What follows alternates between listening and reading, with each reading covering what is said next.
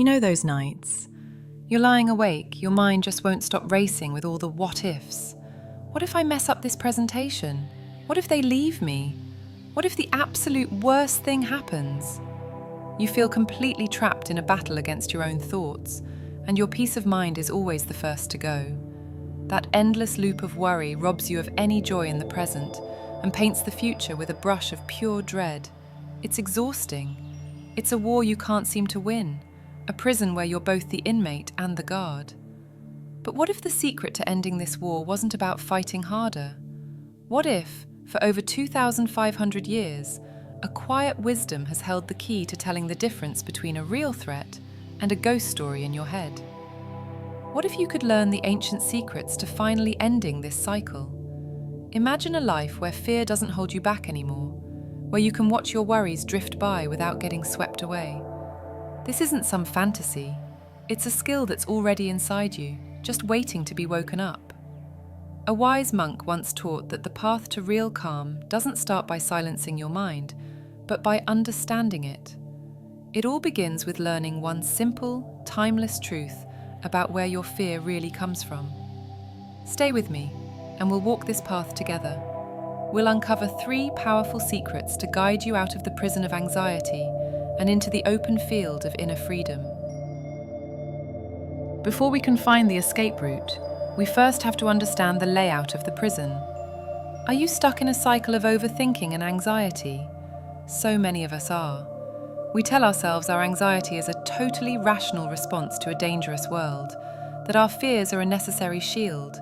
But from a Buddhist perspective, most of our chronic fear is a kind of suffering we create ourselves without even realizing it. It's a mental fabrication, a ghost story the mind tells itself, stitched together with threads of the past and fears about the future. The Buddha talked about this with a powerful analogy, the second arrow. Imagine you're walking through the woods and ouch, you get struck by an arrow. That's the first arrow, the actual painful event. It could be a scary diagnosis, losing a job, or a harsh word from someone you love. This arrow causes real pain, and that's just an unavoidable part of being human. But then, we fire a second arrow at ourselves. We think, why me? This is a disaster. I can't handle this. My life is over.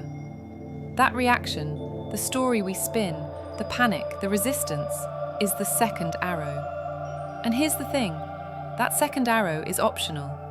It's the real source of our deepest suffering, our anxiety, our dread. The first arrow is reality. The second is the story we tell ourselves about it. Your anxiety is the constant, exhausting effort to dodge every arrow you can imagine, both real and fake. This habit comes from what Buddhism calls the ego mind. This part of your mind is like a restless monkey, swinging wildly from one thought to the next, always chattering, never settling. It's obsessed with protecting this fixed, solid idea of me. But Buddhist wisdom teaches that this permanent, separate I is actually an illusion. Your ego thrives on fear. It's the fuel that keeps the whole idea of a separate, vulnerable self going. It clings to what feels good and pushes away what feels bad, which creates a constant state of tension and struggle. It believes every thought, every feeling, and every story it tells, especially the scary ones. Fear loves to trick us, whispering, "You can't do this," or "Something awful is about to happen." But if we learn to look closely, we can see this voice isn't the truth. It's an illusion created by a mind that isn't seeing clearly yet. If this feeling of being trapped by your own mind hits home, you're in the right place. Stick with me, because the way out is simpler than you might think. The journey starts by taking apart the very foundation of this prison. And hey, if you're finding this helpful, consider subscribing so you don't miss what's next on our path to peace. Now that we get the problem, how do we fix it? The first secret is all about changing your perspective on who you are when these fears show up. The first secret to disarming your fear is this: you are not your thoughts. You are not your anxiety. You are not your fear. This is a subtle but completely life-changing shift. In Buddhism, this idea is related to anatta, or non-self, which suggests there's no fixed, unchanging you at the center of it all. You're more like a flowing process of experiences. But an easier way to get this is through a beautiful analogy. Your mind is the sky, and your thoughts and feelings are just the clouds. Think about it. The sky is vast, open, and spacious. It's naturally peaceful and clear. Clouds, on the other hand, are temporary. They drift in, take on different shapes, and then dissolve back into the vastness they came from. Some clouds are light and fluffy. Others are dark and stormy, crackling with thunder and lightning. Those dark, stormy clouds? That's your anxiety, your fear, your what-if spirals. Our big mistake, and the root of so much anxiety, is that we forget we're the sky. We identify with the clouds. When a dark storm cloud of fear rolls in, we say, "I am afraid." We shrink, we tense up, we become the storm. We believe the storm is all there is. But the storm cloud isn't the sky. The sky isn't affected by the weather passing through it. The sky simply holds the clouds, allowing them to be there until they naturally move on. Even when clouds completely cover it, the vast, clear sky is always there, untouched, just behind them. This is about learning not to get so tangled up in your thoughts. It doesn't mean you become a cold, unfeeling robot. It means you stop clinging to your thoughts and letting them define you. You can notice a storm cloud, a feeling of intense anxiety, without becoming the storm itself. You can watch it with a gentle curiosity, knowing it's just a temporary weather pattern in the huge sky of your awareness. So, how do you actually practice this? How do you become the sky? A simple but powerful technique is called labeling. The next time a wave of anxiety or a scary thought shows up, instead of letting it sweep you away, just gently and silently label it. You can say to yourself, a thought, or more specifically, worrying, fear, planning. When you do this, you're not judging the thought or trying to shove it away. You're just acknowledging it's a mental event, like noticing a cloud. This simple act creates a tiny bit of space, and in that space, there's freedom. You shift from being in the thought to being the observer of the thought. You're no longer the terrified character in the horror movie your mind is playing. You're the person sitting in the audience, just watching the screen. With practice, you start to realize that thoughts are just thoughts. They come and they go. You don't have to believe them. You don't have to act on them. You can let them pass, like clouds in the sky. This brings us to our next lesson, a truth so simple yet so profound, it can dissolve the very ground that fear stands on. The second secret is the wisdom of anicca, or impermanence. This is a cornerstone of Buddhist teaching, and it's a master key for unlocking the chains of anxiety. The teaching is simple. Everything changes. Nothing is permanent. Everything around us and inside us is in constant flux. The seasons turn, our bodies change, relationships evolve, and our own thoughts and feelings rise and fall like waves in the ocean. The only constant in the universe is change itself. So much of our anxiety, especially that nagging what-if thinking, comes from resisting this basic truth of nature. We try to cling to happy moments, terrified they'll end. We try to push away difficult feelings, desperate for them to go away forever. We demand certainty in a world that is, by its very nature, uncertain. This fight against impermanence creates huge amounts of suffering. It's like trying to build a dam in the middle of a powerful river. The water of life is going to keep moving, and our resistance just creates pressure, stress, and an eventual collapse. But here's the liberating flip side of that teaching. If even good things don't last forever, then neither do bad things. No matter how dark and scary a storm cloud of anxiety feels, it too is impermanent. It will pass. There's an ancient story that shows this perfectly.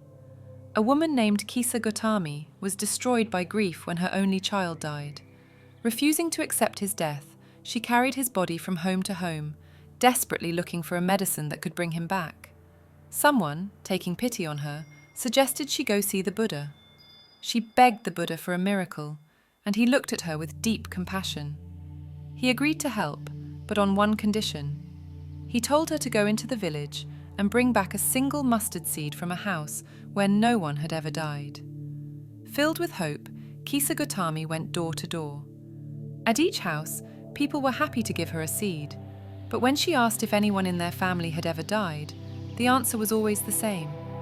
One had lost a husband, another a child, another a parent. Every single house had been touched by death. As she went from house to house, she had a profound realization.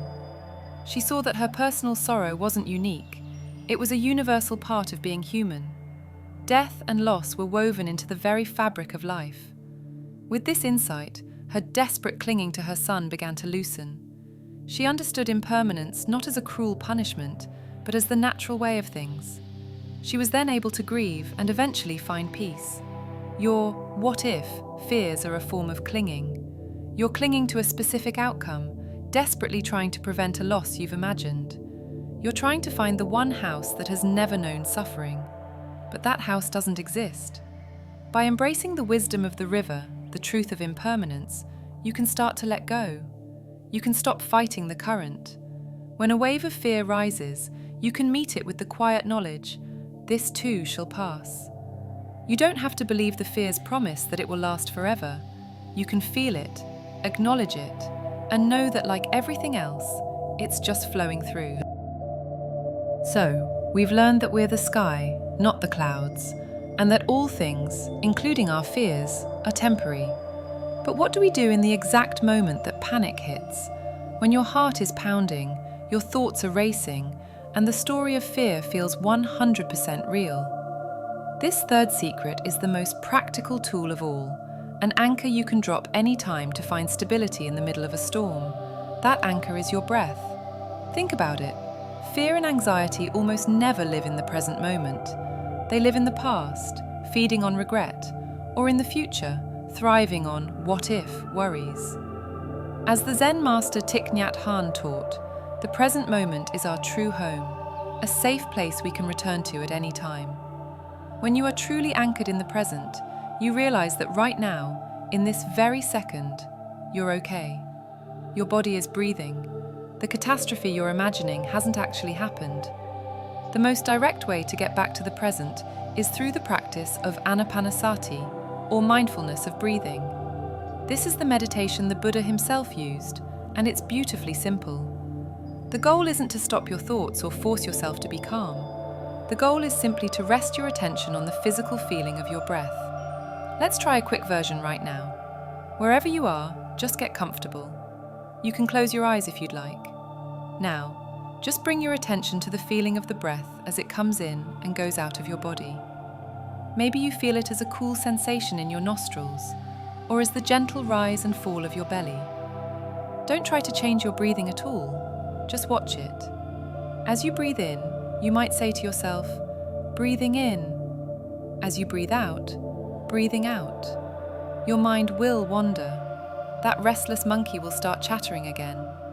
When you notice that's happened, and it will, the practice is to gently and with zero judgment, just guide your attention back to the breath. Every time you bring your attention back, you're doing something powerful. You're choosing the present moment over the stories of fear. You're strengthening your mindfulness muscle and weakening the grip of your anxiety habit.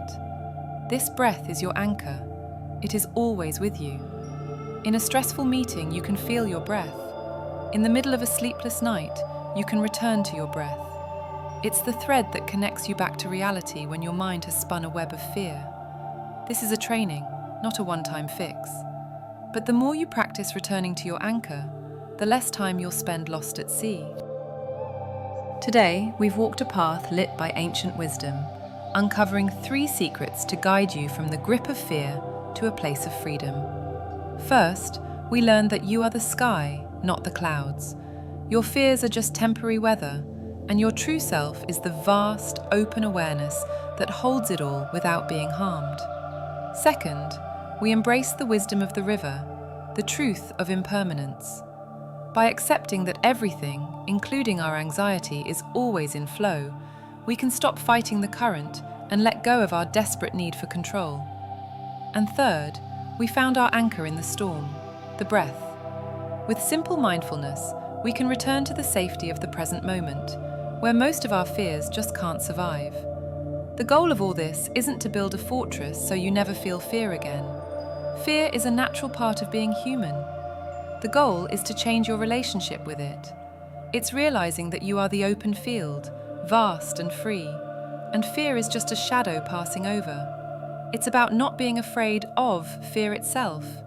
You can learn to greet it with a calm and knowing heart, understanding it's just a visitor, and that it will soon be on its way. The peace you're looking for isn't something you need to create or find. It's already inside you, waiting just beneath the clouds. Your journey to lasting calm starts with one small step. In the comments below, tell us, which of these 3 secrets resonated with you the most? Which one will you try first? Sharing your intention is a powerful first step in making it real.